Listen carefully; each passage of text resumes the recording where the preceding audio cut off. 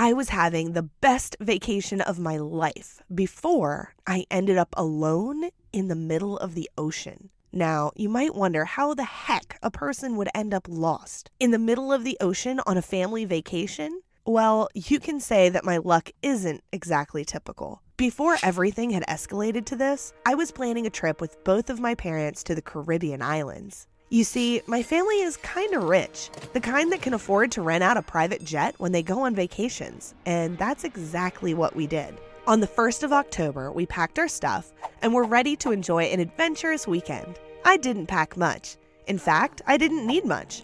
Just some clothes and my special parachute suit, which I always take with me on every vacation if I ever feel like parachuting.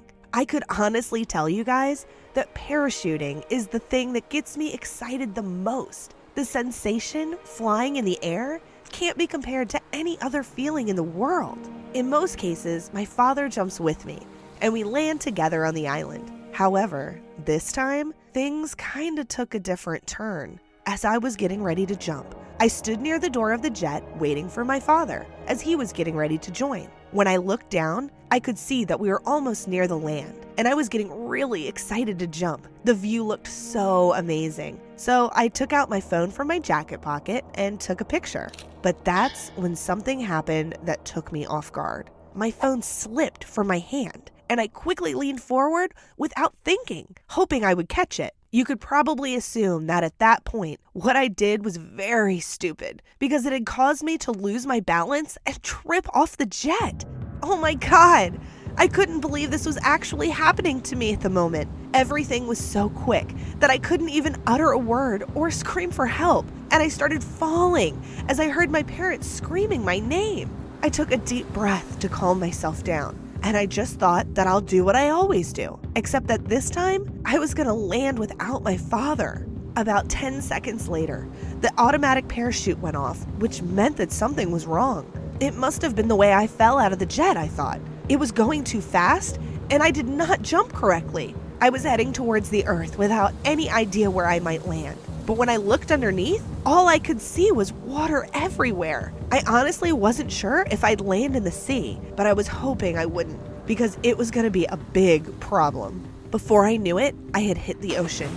I had to act fast to avoid drowning. I remembered the instructions that said if you land in the water, you must get your chest strap off to take the gear off quickly and swim beneath the parachute. Even though I was panicking like crazy, I tried to calm myself down, because I really needed to focus on what I was doing. Otherwise, I wouldn't survive. It took me a while before I managed to focus on the way I was swimming. I was honestly scared to death that my feet would get tangled up in the parachute and drown me with it. When I looked around me, all I saw was water. No ships, no land, no people, nothing.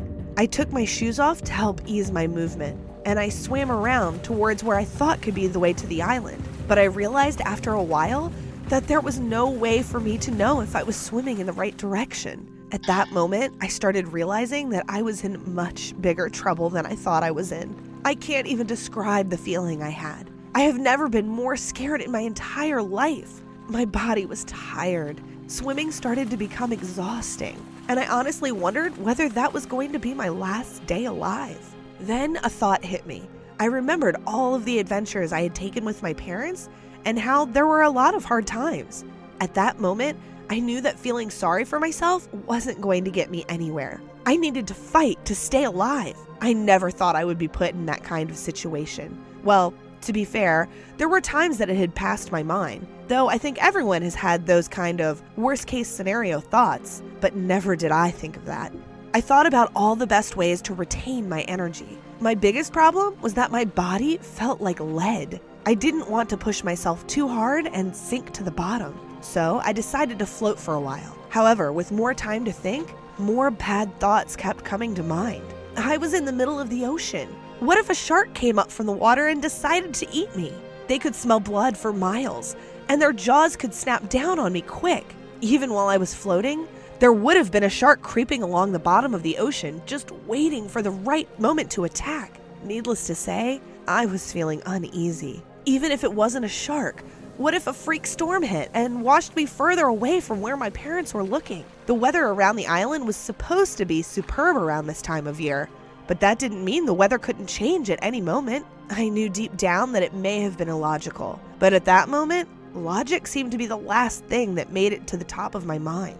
I never felt so weak in my life. There was nothing I could control. If something went wrong all of the ways out here, I would end up dead, and my parents wouldn't even know what happened to me. I was out in the open with nothing to do but swim around, and I was hardly the fastest thing in the sea. There was no mistaking how vulnerable I was out there. So many thoughts that seemed to weigh me down more than my own tired body.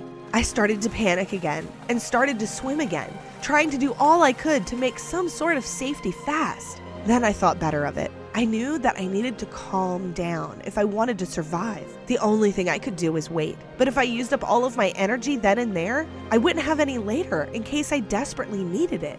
I didn't know if there were any sharks around, but if there were, I would not go down without a fight. Those may have been empty words, but they made me feel better at the moment. I started thinking about other things. I wanted to fill the time by thinking about anything that would take my mind off of the situation that I was in. Lying there, looking up at the sky, I started to play little games in my mind. I looked at the clouds and found images in them. And then I would remember times that would fit with the image. I saw slopes and remembered how my family went skiing the year before. Skiing down the mountains and feeling the cold on my face while surrounded by the thick snow. The hot chocolate I drank when we all sat down in the lobby at the end of the day, and the fireplace in our room as we sat and played board games. It was one of my favorite memories of last year. The clouds started to drift through the sky, passing me by, on their way for their own adventure. I could see the sun start to dip in the sky, but I didn't know how much time had passed. My body was starting to ache all over. From hitting the water to swimming as hard as I could, I was pushing myself further than I ever had. The worst part was not knowing how much longer I would need to continue pushing. At that moment, I couldn't even panic.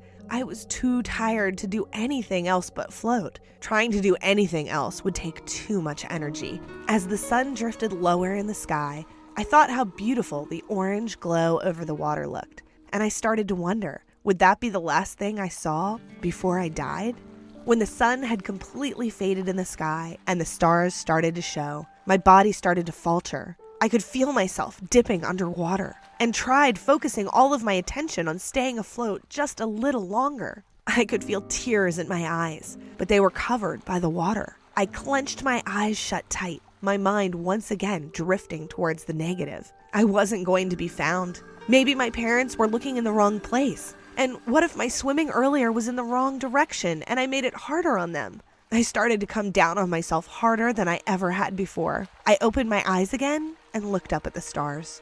One stood out above all the rest. It was brightly reflected on the water, but when I looked up, I didn't see it. When the light got brighter and brighter, I realized that it wasn't a star, but a boat. I smiled to myself as it came closer to me. Then I used the last of my strength to scream out. As the boat came near, I could feel relief fill my body. I didn't know how long I was there, nor did I know if I would make it, but just being able to see help coming for me made all the difference in the world. The crew helped me up onto the boat and led me over to a small cot that they laid out for me. It wasn't until I was out of the water that I realized how cold I actually was. When they saw me shivering, they wrapped me up tight to fight off the cold night and headed off in the direction of the island. It was finally over. I was brought to the local hospital and waited for my parents to arrive. They fussed over me for quite some time, trying to make sure that I didn't have any cuts and bruises, and to make sure that I was rested and ate a nice meal. Even though I was surrounded by strangers, it felt good to be back on dry land again. When my parents burst into the room, I could see the worry on their faces. My body wasn't too beat up, but being in the ocean for so long made me look worse than I was.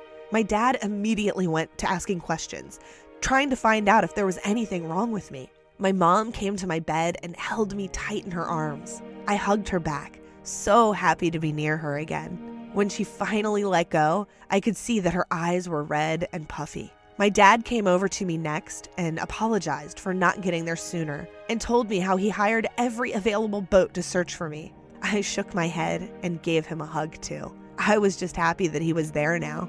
From then on, I knew not to take life for granted. Every moment is precious and should be spent appreciating everything that you have, because you never know when it may be gone. So yeah, call it bad luck or even a stupid mistake. I can't really argue with either one, but I'm just glad that it had a happy ending. What did you think of my story? Please share your thoughts in the comments below, and don't forget to like and subscribe to the channel.